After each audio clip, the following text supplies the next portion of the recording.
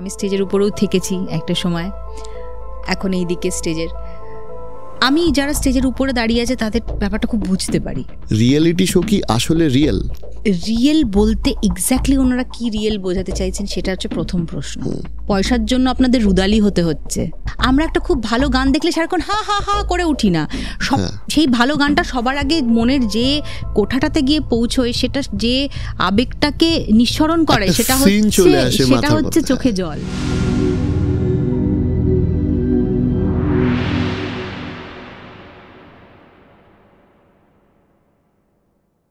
তোমাকে আমরা এখন খুব জনপ্রিয় রিয়েলিটি বাংলা শোতে দেখছি, নাম করতে আমাদের অসুবিধা নেই, সারেগামাতে। তোমার এক্সপিরিয়েন্সটা কেমন হচ্ছে ওখানে? মানে রিয়েলিটি শো এর তোমার যে এক্সপিরিয়েন্স সেটা তো আমরা ওখান থেকে দেখতে পাচ্ছি, শুনছি। এটা তো মানে আসলে স্টেজের এপাশ ওপাশ। আমি স্টেজের উপরেও থেকেছি একটা সময়, এখন এই দিকে স্টেজের। আমি যারা স্টেজের উপরে দাঁড়িয়ে আছে তাদের ব্যাপারটা খুব বুঝতে পারি, এইটা হচ্ছে একটা সবচেয়ে বড় ব্যাপার। হ্যাঁ, মানে আমার প্যানেলে যারা আছে তারা কেউই রিয়েলিটি শো এর কন্টেস্ট্যান্ট ছিলেন না কোনোদিনই। I am the only person যে রিয়েলিটি শো এর অ্যাজ আ কন্টেস্ট্যান্টও ছিলাম। সো রিয়েলিটি শো এর যে একটা যে বুক ধুকপুকানিটা, সেটা আমি একটু ফিল করি। ওদের এক্সপিরিয়েন্স তো খুবই ভালো, বিকজ যেটা আমি বারবারই বলি, ওয়েস্ট বেঙ্গলে তো মিউজিক্যাল ট্যালেন্টের শেষ নেই, এবং তার মধ্যে থেকে ওই 15-20 জনকে প্রতি বছর বেছে নিতে হয়, কিছু করার নেই। তাতে আরও যে 1500 লোককে বেছে নেওয়া যায় না, তাদের একটা আক্ষেপ বা রাগ তৈরি হতেই পারে। কিন্তু মানে সবাই ট্যালেন্টেড, মানে যারাই আসে অডিশন করতে, যারাই আসে একটা সার্টেন লেভেল অবধি, তারা সবাই খুব ট্যালেন্টেড। মানে তাদের মধ্যে থেকে ওই 15 জনকে তুলে নেওয়া আমার মনে হয় মানে সবার জন্য খুব ডিফিকাল্ট হয়ে যায়, ভীষণ ডিফিকাল্ট হয়ে যায়। আর একটা জিনিস যেটা আমি ভীষণ লক্ষ্য করছি, যেটা আমি যখন নিজে as a reality show contestant ছিলাম সেই সময়টা সেটা অতটা ছিল না। তার কারণ হচ্ছে রিয়েলিটি শো মানে মিউজিক্যাল রিয়েলিটি শো তখন ইন্ডিয়াতে খুব নতুন, খুবই নতুন। মানে আমি 2005-এর শেষে এবং 2006-এর শুরুতে, সেই সময় খুব নতুন, মানে একটা আধটা season as a reality show, মানে মিউজিক্যাল রিয়েলিটি শো লোকজন দেখেছে। সেটা শুধুমাত্র তখন টিভিতে দেখা যেত। এখন যেমন একদিন টেলিকাস্ট হচ্ছে, কিন্তু সেটা সারা জীবনের জন্য সোশ্যাল মিডিয়াতে থেকে যাচ্ছে। এক্স্যাক্টলি। সো এই ডিফারেন্সটা যেটা আমি দেখি সেটা হচ্ছে, এবং আমি বলছি বহু এপিসোড আমি নিজেও সোশ্যাল মিডিয়াতে দেখেছি। যেমন একজন মেয়ে দোতারা নিয়ে গান করছিল, তুমি তাকে ইনস্ট্রুমেন্ট নিয়ে তুমি একটা ইনস্ট্রুমেন্টের নাম দিয়েছিলে বা ইত্যাদি, যে ব্যাপারটা। আচ্ছা, চট করে বলে দাও তো যে এটা সাথে নিয়ে এসছো, ওটা ওই যন্ত্রের কি নাম? এটা দোতারা। বন্ধুকে কোনো নাম দিয়েছো দোতারার? না। আচ্ছা, আজকে থেকে ওর নাম ফুটফুটি। ঠিক আছে, এইগুলো কারণ রিলসে এসে যাচ্ছে, লোকজন শেয়ার করছে। হ্যাঁ, এটার ব্যাপ্তিটা অনেক বেশি, অনেক। আর একটা যেটা খুব ভালো একটা দিক, সেটা হচ্ছে আমি যখন কন্টেস্ট্যান্ট ছিলাম তখন চ্যানেলসগুলোও তো নতুন নতুন শিখছে যে কিভাবে একটা রিয়েলিটি শো করতে হবে, মিউজিক্যাল রিয়েলিটি শো কী ধরনের ক্রিউ থাকা উচিত তার মধ্যে। সেই জায়গাটা থেকে গত 15-20 বছরের ব্যাপারটা অনেক ইভলভ করেছে। এবং এখন রিয়েলিটি শোতে মিউজিক্যাল টিম যেটা হয়, গ্রুমার্স বা অ্যারেঞ্জার্স বা যারা বাচ্চাগুলোকে শেখাচ্ছে বা তৈরি করছে, সেইটা একটা ভীষণ মানে সিগনিফিক্যান্ট একটা টিম। এবং সেই টিমটার যে কত অবদান, এবং সেই টিমটা যে কি পরিশ্রম করে ওই বাচ্চাগুলোকে নিয়ে, যারা একদম র ফর্মে আসে, একদমই তো র, তাদের মাইক সিঙ্গিংয়ের কোনো এক্সপিরিয়েন্স নেই, অত লাইট ক্যামেরার মধ্যে গাওয়ার কোনো এক্সপিরিয়েন্স নেই, তাদেরকে যেভাবে তৈরি করছে এবং তাদের যে তৎপরতাটা আমি দেখি না, মানে একটা গান শুরু হওয়ার আগে তারা যেভাবে আসে এবং যেভাবে তোদেরকে বলেছিলাম মনে আছে এই জায়গাটা এরকম গাইবি, সেই জায়গাটা সেরকম গাইবি, এই যে তৎপরতাটা না আমি না দেখি, আর আমার মাঝে মাঝে খুব আমি মিস করি যে আমি যখন রিয়েলিটিতে শোতে ছিলাম এই ব্যাপারটা কিন্তু তখনও এত মানে এইরকমভাবে ছিল না। তো এবং সবাইকে এরা এত মানে প্রত্যেকটা গ্রুমারকে দেখছি এত পার্সোনালি ইনভলভড ওরা বাচ্চাগুলোর সঙ্গে, ওদের সিঙ্গিংটাকে মানে ভালো করার জন্য যতটা মানে তৎপর ওরা, এটা অভাবনীয়, ভীষণই ভালো। মানে আমি জানি না যে ভারতবর্ষের অন্যান্য যেগুলো এখন ন্যাশনাল লেভেলে হচ্ছে বা অন্যান্য রিজিনাল লেভেলেও যে মিউজিক কম্পিটিশনগুলো হচ্ছে, তাতে মানে এই রকম লেভেলের ইনভলভমেন্ট দিয়ে গ্রুমার্সরা বাচ্চাদেরকে তৈরি করছে কিনা, আনবিলিভেবল।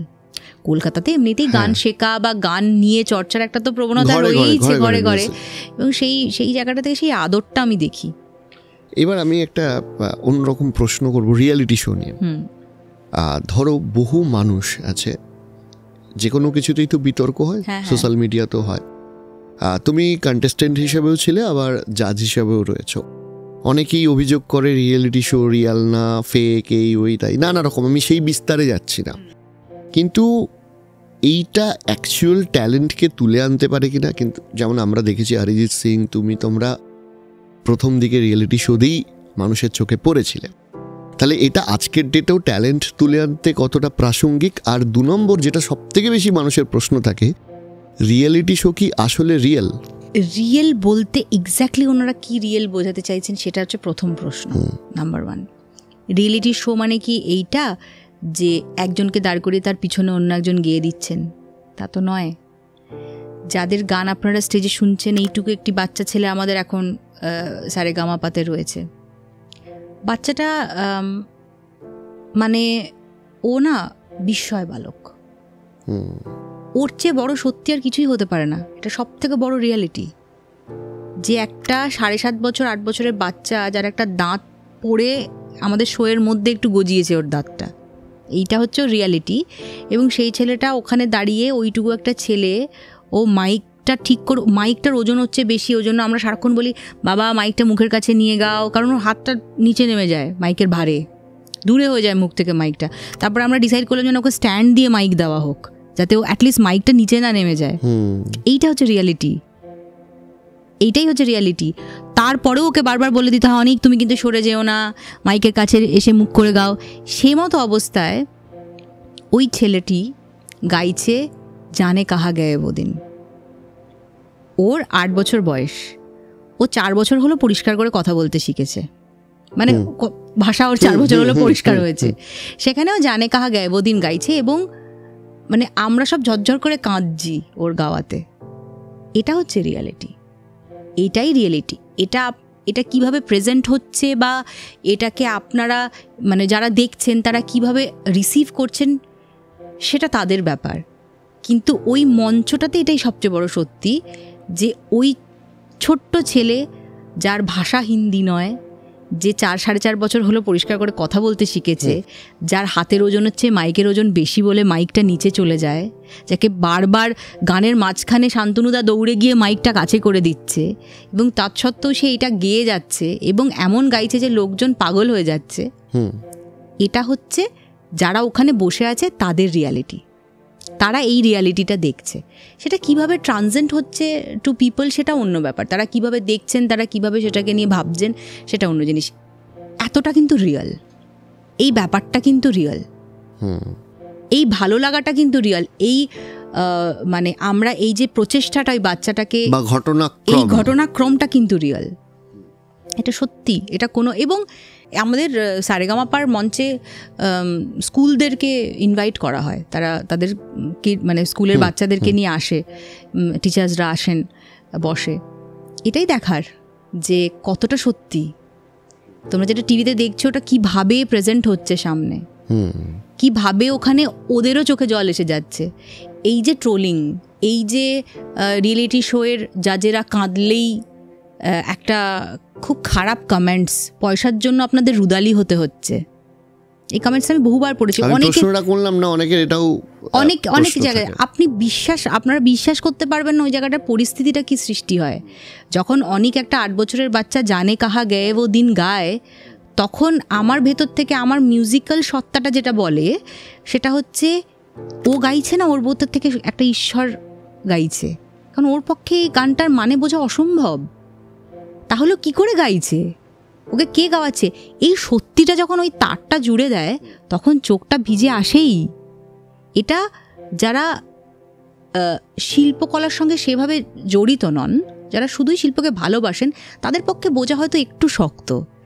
যারা শিল্পটাকে সেইভাবে যাপনের মধ্যে রেখেছেন তাদের জন্য কিন্তু অতটা শক্ত নয়। তাদের ভালো গান শুনলে, একটা দারুণ ছবি দেখলে, সেই ছবিটার মধ্যে একটা দুর্ধর্ষ সিন দেখলে, একটা ভালো আঁকা দেখলে, একটা ভালো মানে নাচের পারফরমেন্স দেখলে কিন্তু সবার আগে আমাদের যে ইমোশনটা খুব প্রকট হয় সেটা হচ্ছে চোখ ভেজা। এটা সব আর্টিস্টরা আমার সঙ্গে একমত হবে, মানে তুমিও একজন আর্টিস্ট, তুমি এটা বুঝতে পারছো আমি কি বলছি, আমি ফিল করতে পারছি ব্যাপারটা। এক্স্যাক্টলি। সো এটা এই মানে আমরা একটা খুব ভালো গান দেখলে সারাক্ষণ হা হা হা করে উঠি না, সব সেই ভালো গানটা সবার আগে মনের যে কোঠাটাতে গিয়ে পৌঁছয়, সেটা যে আবেগটাকে নিঃসরণ করে সেটা হচ্ছে চোখে জল। এই চোখে জলটা লোক মানে মানে সাধারণ মানে যারা এই মানে আমাদের শিল্প জগতের সঙ্গে জড়িত নন সে অর্থে, যারা হয়তো শিল্প ভালোবাসেন, সঙ্গীত প্রেমী মানুষ, তাদের হয়তো চট করে অতটা চোখ নাও ভিজতে পারে, হয়তো আরও অনেক বেশি গভীরে গেলে তবে হয়তো চোখটা ভেজে। কিন্তু আমাদের মতন শিল্পীরা যারা সারাক্ষণ এর মধ্যে রয়েছি, যারা জানি যে ওই উপরের নোটটা লাগানো কতটা কঠিন, কিন্তু ওই ছেলেটি মানে এত কি বলবো মানে সহজ করে লাগিয়ে দিচ্ছে, গেয়ে দিচ্ছে, তাদের চোখ ভিজবেই। এটা ভেবে যে সে কখনো গান শেখেনি, সে কি করে ওই লাইনটা গেয়ে দিল, আমরা এত বছর ধরে শিখছি, আমাদের হয়তো এখনো গাইতে গেলে ভয় লাগবে। একটা আশীর্বাদ, সেটা প্রত্যক্ষ করাও কিন্তু একটা আশীর্বাদ। একটা ছেলে আমাদের এইবারের শোতে এসছিল, ও একটা গান গেয়েছিল যে গানটা যে কোনো শেখা আর্টিস্টের পক্ষে গাওয়া খুব ডিফিকাল্ট। ও কোনোদিন গান শেখেনি, ও গেয়েছিল, আমি কেঁদে ফেলেছিলাম এটা ভেবে যে আমার এত বছরের জীবনে এত গান শেখা, এত গান গাওয়া, আমাকে হয়তো এক্ষুনি দাঁড়িয়ে গাইতে বললে আমি গাইতে পারবো না। এই যে আশীর্বাদটা, যেটা আমি নিজে চোখে দেখছি, এটাও তো ঈশ্বরের একটা আশীর্বাদ, ঈশ্বরের সাক্ষাৎ, সেটাতে আমার চোখ ভিজেছিল। তাতে ট্রোল হলে, লোকের আমাদের মতন যারা মানে বিচারকের আসনে রয়েছে তাদেরকে রুদালি মনে হলে, তাদেরকে ন্যাকামো মনে হলে, আমার বিশ্বাস করুন কিচ্ছু আসে যায় না। তার কারণ হচ্ছে আপনাদের কমেন্টস বা যারাই এই ধরনের কমেন্টস করে, তাদের ওই ঠুনকো কমেন্টসের জন্য আমি আমার ভেতরের মানে শিল্পী সত্তাটাকে মেরে ফেলতে পারবো না। এটা সারা জীবন এরকমই থাকবে।